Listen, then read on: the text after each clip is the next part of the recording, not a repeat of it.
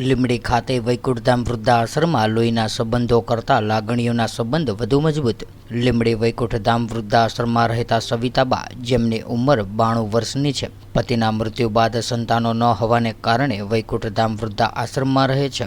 વૃદ્ધાશ્રમના trustee સવિતાબાની સેવા કરતા અને બાને પણ મહેશભાઈ દીકરાની જેમ ગણતા સવિતાબાને દીકરો મળી ગયો હતો અને દીકરાને બા થોડા દિવસોમાં સવિતાબાની તબિયત નરમ ગરમ રહેવા લાગી। ત્યારે એક દિવસ તબિયત વધારે ખરાબ થઈ જતા મહેશભાઈ સેવા કરતા હતા ત્યારે બાએ કહ્યું કે બેટા, આજે ઈશ્વરનું તેડું આવે તેમ છે, સવાર નહીં કાઢું। ત્યારે મહેશભાઈએ હસતા હસતા કહ્યું કે બા, ઉપરનું તેડું આવે તો આપણને ના ન પાડી શકાય, પરંતુ તમારી કઈ ઈચ્છા હોય તો તે કહો, તે હું પૂરી કરી શકું। બાએ કહ્યું કે હવે કોઈ ઈચ્છા નથી, હવે જીવવાની પણ ઈચ્છા નથી। ત્યારે કેટલાક સંબંધો સુખ દુઃખ આપી ગયા, પણ તારી પાસે આવ્યા પછી પણ મને જે લાગણી મળી છે તો મને એમ થાય છે કે તું મારો દીકરો છે અને તું જ મારા અંતિમ સંસ્કાર કરજે, જેથી હું તારી કંઈ નથી છતાં પણ તું મારી સેવા કરે છે અને મને થાય છે કે તું મને અંતિમ સંસ્કાર કરે તો મારા આત્માને શાંતિ પામે। ત્યારે બા દ્વારા બોલાયેલા આ શબ્દો સાંભળીને મહેશભાઈ તેમજ રૂમમાં રહેલા બધા જ વૃદ્ધોની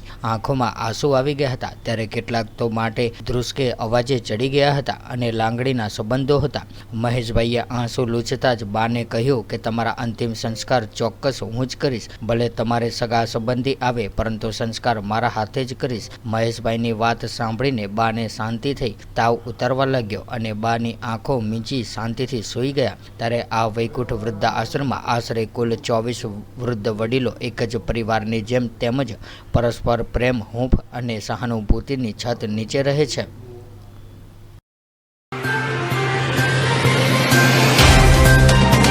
तो व्हाट्सएप, ट्विटर, फेसबुक, इंस्टा जहाँ भी आपका अकाउंट है, इसे शेयर बटन के द्वारा वहाँ पर शेयर करें।